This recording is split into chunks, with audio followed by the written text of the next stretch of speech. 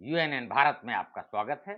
मैं आपका मित्र आरबी उपाध्याय और आज हम बात करेंगे कांग्रेस, कांग्रेस अध्यक्ष और दूसरा भारत जोड़ो यात्रा, राहुल गांधी।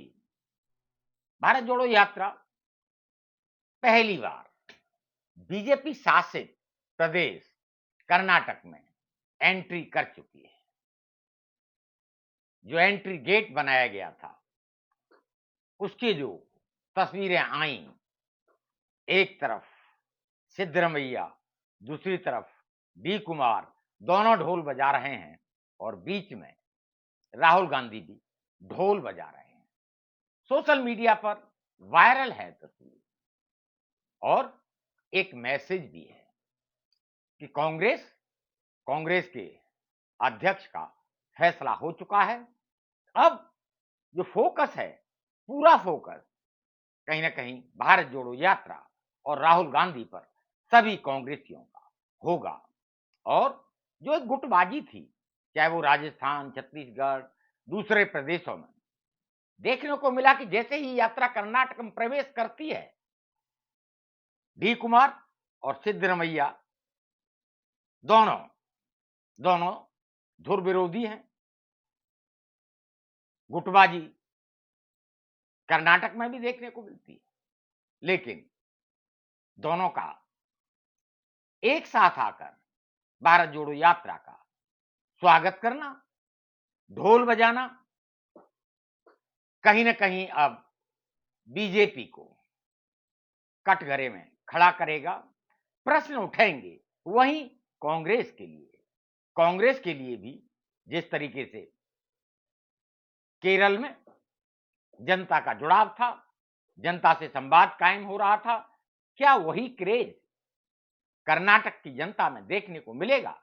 क्या जनसमूह सड़कों पर उमड़ेगा? प्रश्न बहुत सारे उठेंगे और कांग्रेस के लिए एक चुनौती है कि भारत जोड़ो यात्रा और राहुल गांधी को सक्सेस बनाना, वहां ज्यादा से ज्यादा लोगों की भागीदारी। वहीं जब हम कर्नाटक की बात करेंगे तो कांग्रेस अध्यक्ष मल्लिकार्जुन खड़गे कर्नाटक से आते हैं। कर्नाटक की राजनीति में उनका एक लंबा इतिहास है।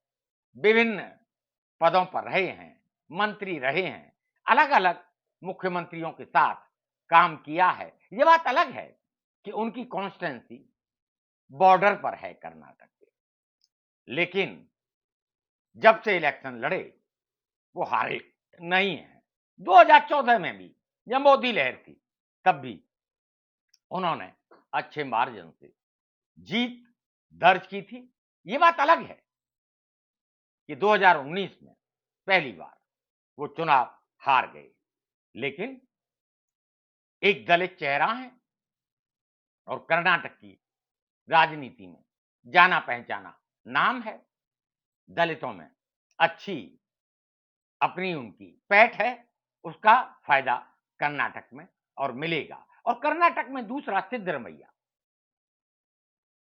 सिद्धरमैया और शिव कुमार दोनों साथ साथ आ चुके हैं। तो मैं समझता हूं कि जो यात्रा है उसमें उत्साह देखने को मिलेगा। वहीं बीजेपी के येदियुरप्पा की बात न हो तो कर्नाटक पर बात करना बेमानी नजर आएगा। येदियुरप्पा बीजेपी के खेवनहार बड़े नेता हैं और बहुत सारे करप्शन के केस उनके ऊपर लगते रहे। एक बार तो बीजेपी ने किनारा भी किया, सिद्ध येदियुरप्पा को किनारे किया गया, लेकिन बीजेपी वहां कमजोर हुई और बीजेपी को लगा कि बिना येदियुरप्पा के कर्नाटक में कुछ बड़ा नहीं किया जा सकता, इसलिए पुनः वापसी हुई उनकी बीजेपी में। लेकिन भ्रष्टाचार जिसके ऊपर ईडी, सीबीआई, सारी संवैधानिक संस्थाएं मुस्तैदी से काम कर रही हैं, वहां येदियुरप्पा को क्लीन चिट मिलना और फिर उनका संसदीय बोर्ड में आना, गडकरी का संसदीय बोर्ड से बाहर जाना, बहुत सारी चीजें कर्नाटक की राजनीति को जब हम मथेंगे, आप जब देखेंगे, विचार करेंगे, तो वहां जिस तरह से किसानों की जमीन बीजेपी सरकार ने अपने मित्र पूंजीपतियों को, उद्योगपतियों को दी, और खनन खनन माफिया, कर्नाटक की बात करें और खनन माफिया की बात न हो, तब भी मैं समझता हूं कि बात अधूरी रह जाएगी। और खनन में बहुत सारा पैसा, और उसी पैसे के आरोप कहीं न कहीं येदियुरप्पा पर लगते रहे हैं। ईडी, सीबीआई के पास कई नेताओं की फाइल है, कर्नाटक से पेंडिंग है। क्या ईडी, सीबीआई जिन बीजेपी नेताओं के नाम हैं, उनके यहां भी जाएगी, या शिव कुमार पर प्रेशर बनाकर बीजेपी में लाने की कोशिश की जाएगी? ये समय बताएगा। लेकिन एक वैक्यूम, एक स्थान इस समय कर्नाटक की राजनीति में देखा जा सकता है, और कर्नाटक में जो फेवर में जाता है कांग्रेस के, वो अध्यक्ष पद पर मल्लिकार्जुन खड़गे को लाना, दलित चेहरे को लाना, और कर्नाटक में जो उनकी कर्म भूमि रहा है, उनकी कॉन्स्टिट्यूंसी वहां है। जैसा कि मैंने पहले भी कहा, कई मुख्यमंत्रियों के कार्यकाल में विभिन्न पदों पर इंडस्ट्री, रेवेन्यू उन्होंने काम किया है। उनके अपने कहीं न कहीं रिश्ते, अपने संदर्भ, वहां पर जमीन पर अच्छी पकड़ मल्लिकार्जुन खड़गे की है। कर्नाटक में जैसे-जैसे यात्रा आगे बढ़ेगी, और यहां से मैसूर होते हुए, और मैं समझता हूं प्रियंका गांधी और सोनिया गांधी की एंट्री भी देखने को मिलेगी।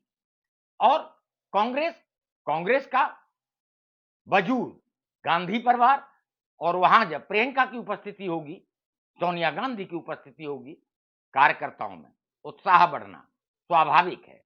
और वहां की जो जनता, कर्नाटक की जो जनता सोचती है, जनता क्या सोचती है, किसान, मजदूर, युवा, बेरोजगारी, महंगाई, वहीं दूसरी ओर बीजेपी के पूंजीपति मित्रों को जमीन, खनन की खुली लूट, भ्रष्टाचार में आकंठ डूबी हुई बहुत सारे नेताओं के नाम इस फहरिस्त में आते हैं। ये बात अलग है कि सत्ताधारी दल के प्रति या उसके खिलाफ कार्रवाई करने में सीबीआई, ईडी सब संकोच करती हैं, और कुछ नया नहीं है।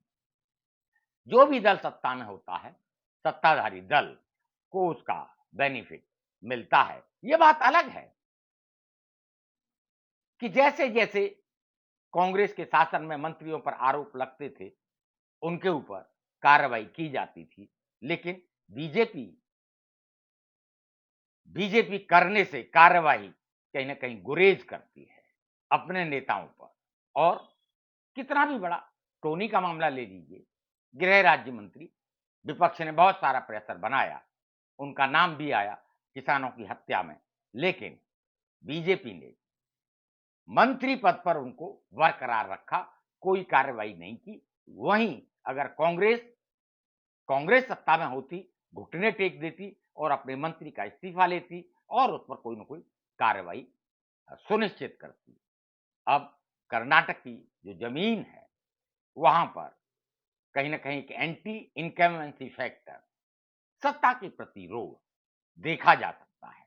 ऐसे में कांग्रेस की भारत जोड़ो यात्रा कर्नाटक में जैसे जैसे आगे बढ़ेगी, वहां परिदृश्य बदलेगा, और जब परिदृश्य बदलेगा, जनता के साथ संवाद कायम होगा, सहज स्वीकारता राहुल गांधी की देखने को मिलेगी, उसके परिणाम सुखद होंगे। और दूसरा, यहां तक कहा जाता है कि भी कर्नाटक एक गेटवे है, चाहे वो केरल हो, तमिलनाडु हो, इस एरिया में उपस्थिति दर्ज कराने के लिए। ये बात अलग है कि आरएसएस की सबसे ज्यादा शाखाएं केरल में लगती हैं, लेकिन वोट में तब्दील नहीं हो पाती। आरएसएस आरएसएस का कार्यकर्ता बीजेपी के लिए जमीन तैयार करता है जिस पर फसल बीजेपी काटती है, वहीं आप देखेंगे कि केरल में ये प्रयोग सफल नहीं हुआ है।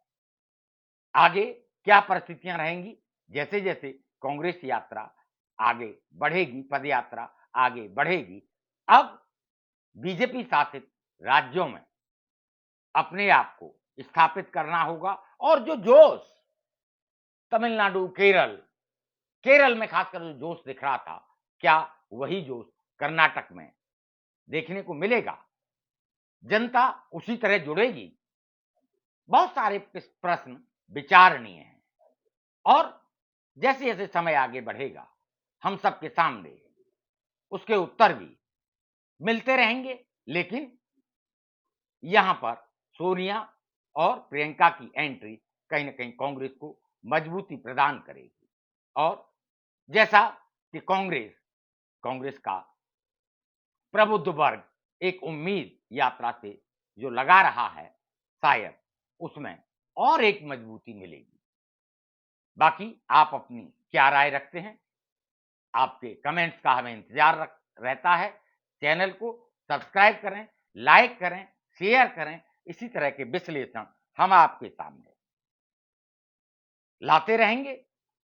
कर्नाटक में जो हो रहा है वो हम सबके सामने है और एक मैसेज भी कांग्रेस ने दिया है कि गुटबाजी से बाहर आना होगा और वही मैं फिर कहूंगा कि चाहे वो जैसे ही एंट्री की सिद्धरमैया और शिव कुमार दोनों ने ढोल बजाए, साथ में राहुल गांधी, मैसेज साफ है कि अब गुटबाजी से इतर एकजुट होकर काम करना है। आप अपनी राय से हमें कमेंट बॉक्स में जाकर कमेंट्स करें, अपनी राय से अवगत कराएं। नमस्कार।